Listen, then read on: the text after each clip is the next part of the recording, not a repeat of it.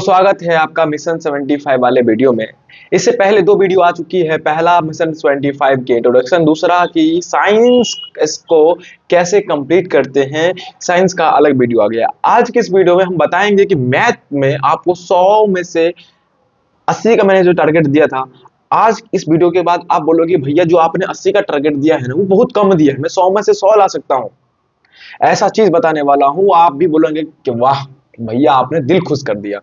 तो जिसे नहीं मालूम कि मिशन 75 क्या है, तो मैं बता दूंगी। क्लास 10th बिहार बोर्ड वाले के लिए मैंने डिजाइन किया है ये स्ट्रेटेजी, जिसमें मैं पहले तो मैंने बताया ओवरऑल क्या करना क्या है, फिर मैंने साइंस वाले वीडियो में बताया कि मिशन 75 में एक्चुअली करना क्या होता है, एक्चुअली मिशन 75 है क्या। यदि आप मिशन 75 के ओरिएंटेशन वीडियो नहीं देखे हैं तो पहले वो देख लीजिए, उसके बाद ये देखने के लिए आइएगा। इस वीडियो में आज पूरा मैथ का जो है पूरा खलास कर देने वाले हैं। मैथ से यदि आपको डर लगता है, तनिक भी डर को खलास कर देंगे, सबसे इजी सब्जेक्ट बना देंगे आपको मैथ, ये वादा है। इस वीडियो के बाद आप कमेंट करेंगे खुद कि वाह भैया क्या बात है, आपके स्ट्रेटेजी में क्या दम है, समझे। तो सबसे पहली बात, जैसे कि मैंने साइंस में कल बताया था कि कौन कौन से चैप्टर पढ़ना है और वो चैप्टर कहां से पढ़ना है, फिर उसके प्रैक्टिस कहां से करना है, फिर पहले कौन सा चैप्टर कंप्लीट करना है, फिर मैंने बताया कि क्या रूटीन होने चाहिए, कितने घंटा सब्जेक्ट का देना चाहिए। ऐसे ही आज इसमें भी बताएंगे। तो चलिए वीडियो को स्टार्ट करते हैं।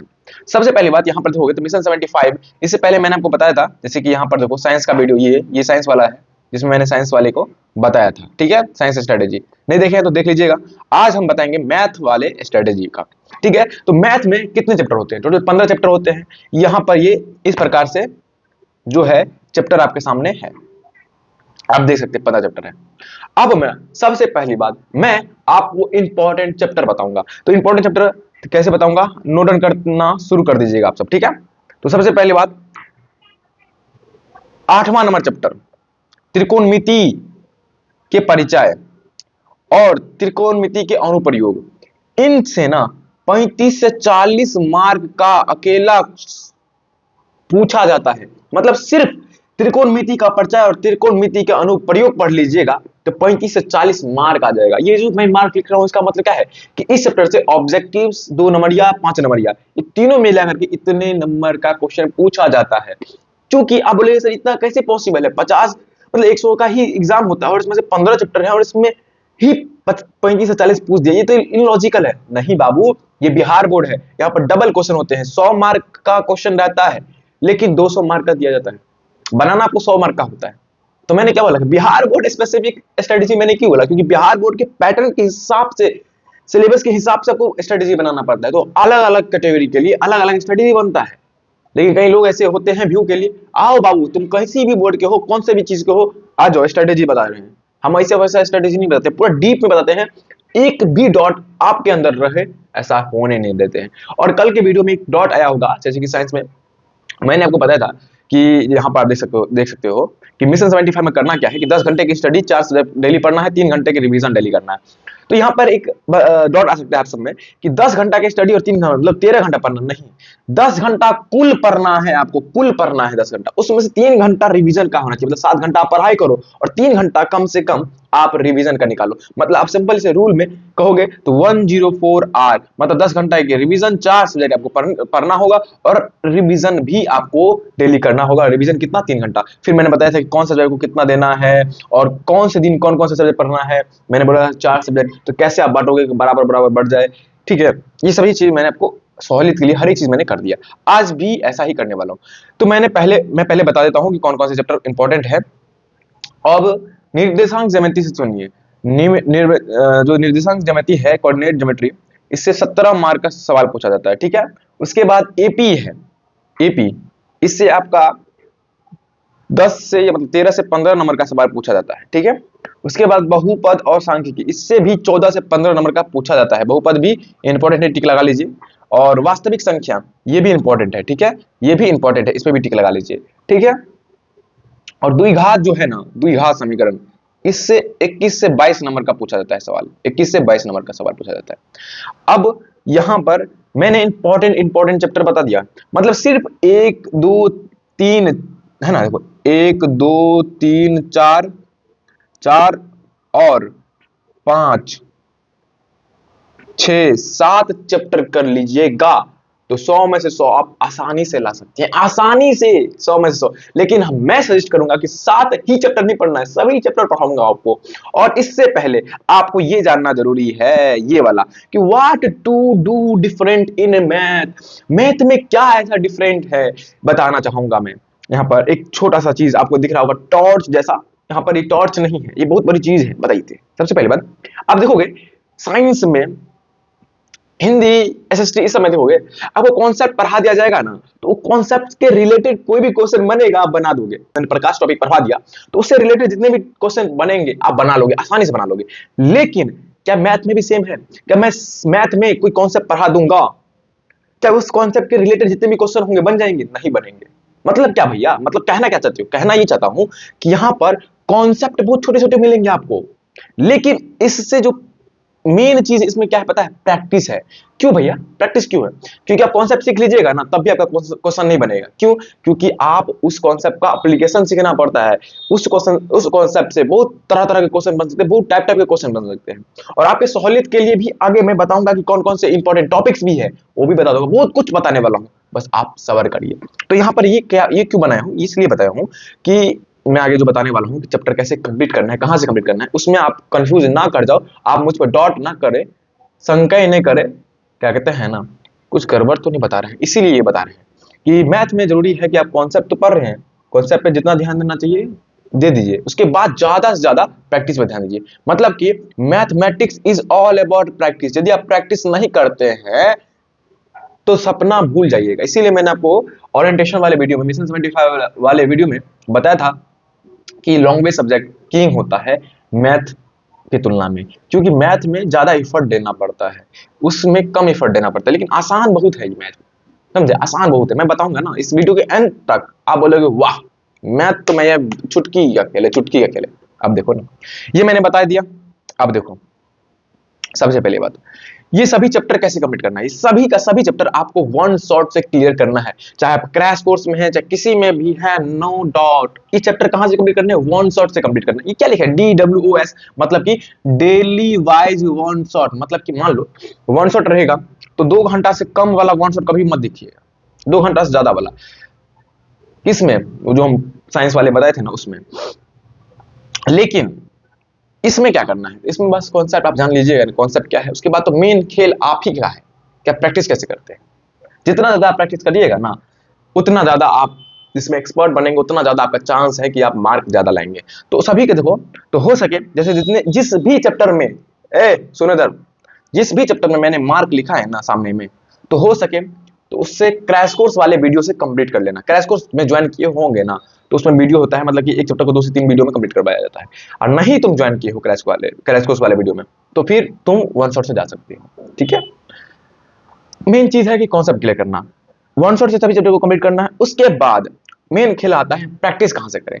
मान लो कि आपने द्विघात समीकरण का वन शॉट से कंप्लीट किया, और वन शॉट से कंप्लीट करने के बाद आप उससे प्रैक्टिस कहां से करोगे? तो उसमें भी एनसीईआरटी, सॉरी इसमें मैंने नहीं लिया, लेकिन इसमें भी द्विघात को भी प्रैक्टिस में एनसीईआरटी, मतलब द्विघात समीकरण पढ़ने के बाद द्विघात समीकरण के जितने भी एनसीईआरटी में क्वेश्चन होंगे वो सभी कंप्लीट होने चाहिए। साथ में साथ क्वेश्चन बैंक, क्यूबी मतलब क्वेश्चन बैंक। ठीक है, यहाँ पे देखो प्रैक्टिस वाले सेक्शन में देखोगे, देखो प्रैक्टिस वाले सेक्शन में देखोगे तो एनसीईआरटी और क्यूबी लिखा है, मतलब कि वास्तविक संख्या पढ़ना है।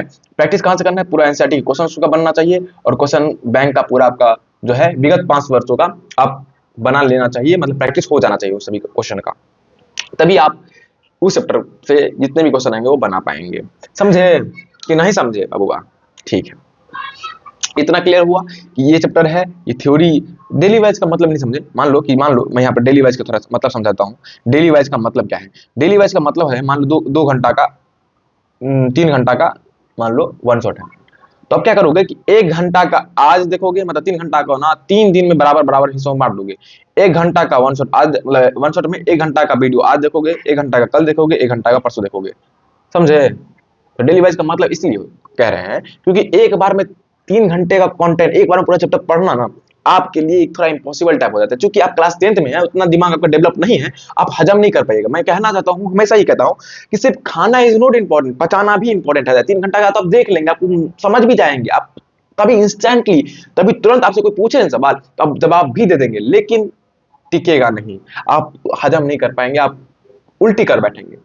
इससे बेटर है कि आप इसे थोड़ा थोड़ा करके देखोगे, वन शॉट ही देखना है लेकिन एक एक घंटे करके देखना है। क्लियर, समझ में आ गया? डेली वाइज का मतलब ये होता है। क्लियर। अब आपके मन में आता होगा, अब एक चीज समझिए कि मैथ में, मैं थोड़ा यहाँ पर पीपीटी नहीं बनाया हूं ज्यादा, लेकिन अब मैं लिख लिख के बताता हूँ कि एक चीज ध्यान रखिए कि मैथ में सभी चैप्टर से जो है ना, सभी चैप्टर से सवाल पूछे जाते हैं, सभी चैप्टर से सवाल पूछे जाते हैं, सभी चैप्टर से। पहला चीज।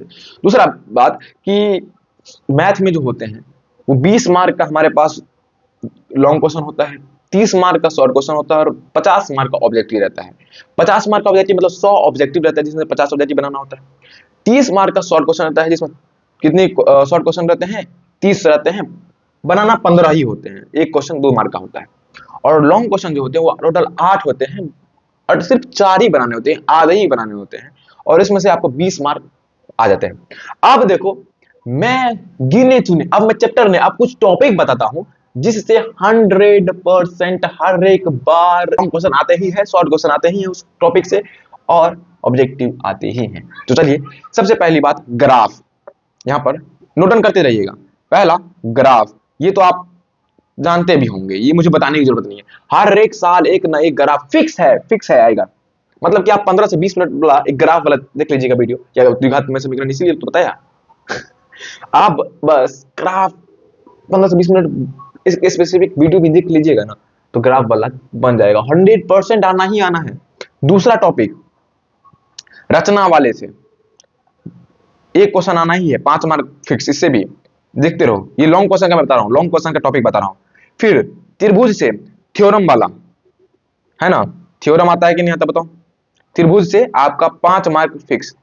अब देखिए, चौथा टॉपिक लिखिए, चैप्टर 9 जो बताए थे, त्रिकोणमिति का अनुप्रयोग। तो उसमें से एक्सरसाइज ना 9.1 आपको घोल कर पी जाना है, उससे एक क्वेश्चन फिक्स रहेगा, एक क्वेश्चन फिक्स रहेगा।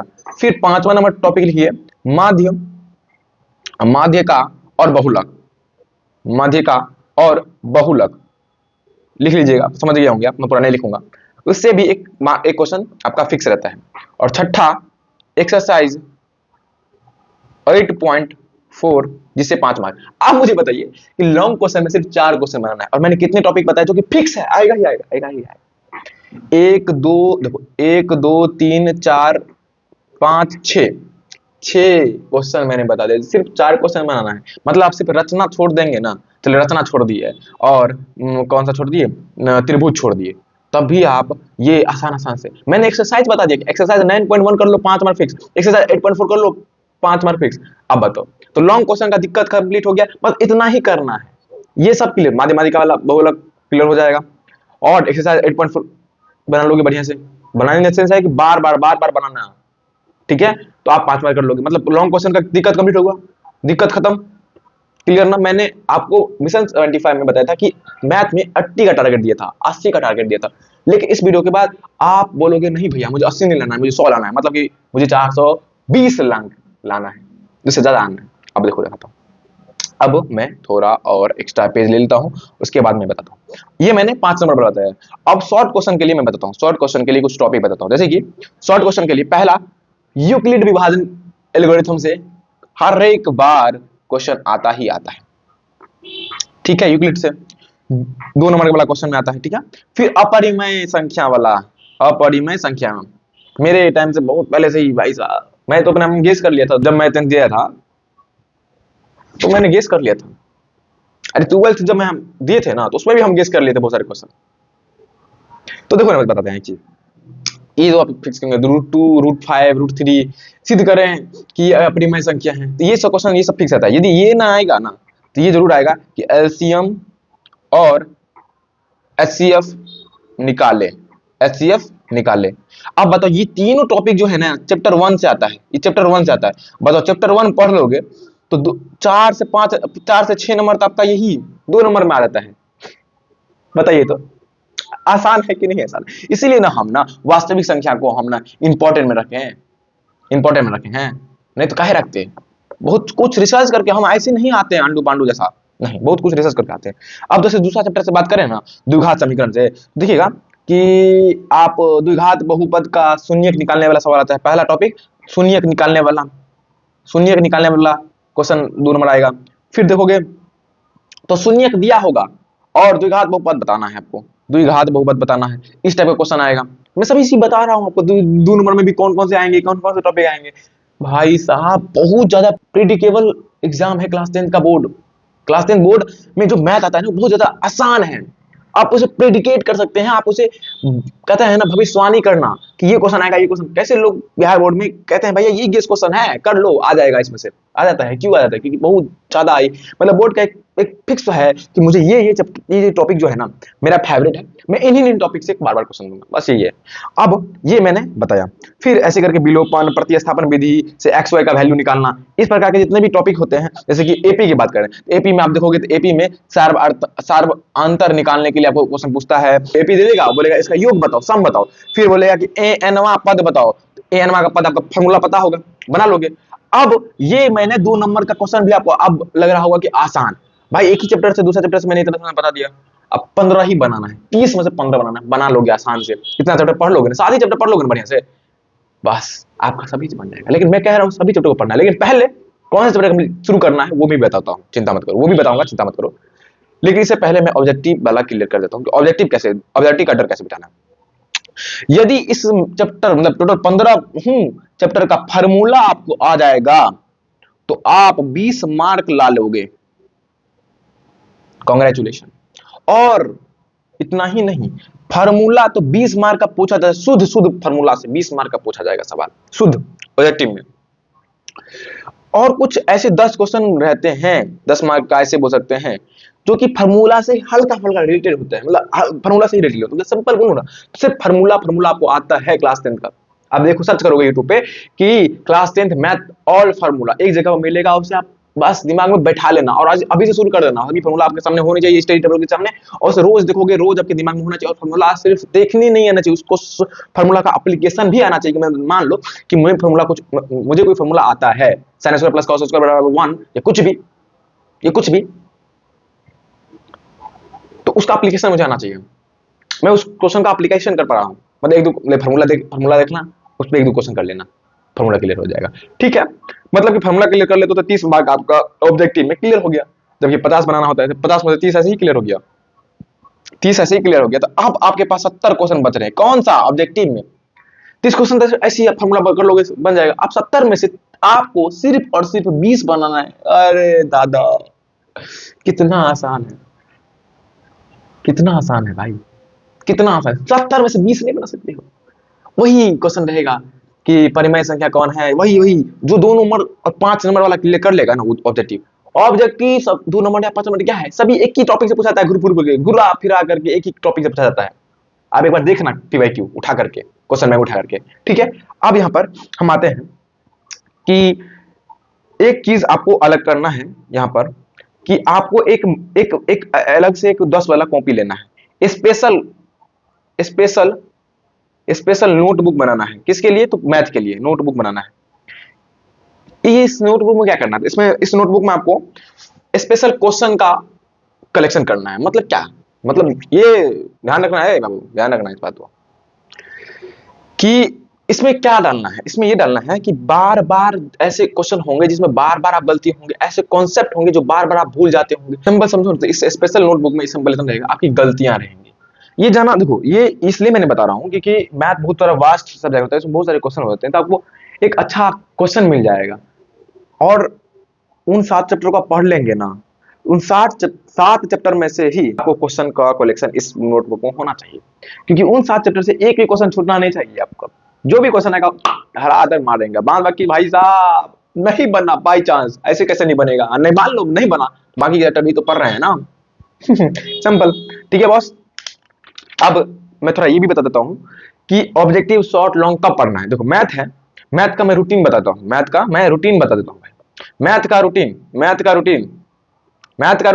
भाई साहब मैं सब कुछ बता देता हूं। मैथ का रूटीन क्या होगा? मैथ का देखो, ऑब्जेक्टिव होता है आपके, सब्जेक्टिव होता है 2 नंबरिया वाला, और एक होता है लॉन्ग। ठीक है, तो देखो ऑब्जेक्टिव, सब्जेक्टिव और लॉन्ग तीनों का तैयार कैसे करना है।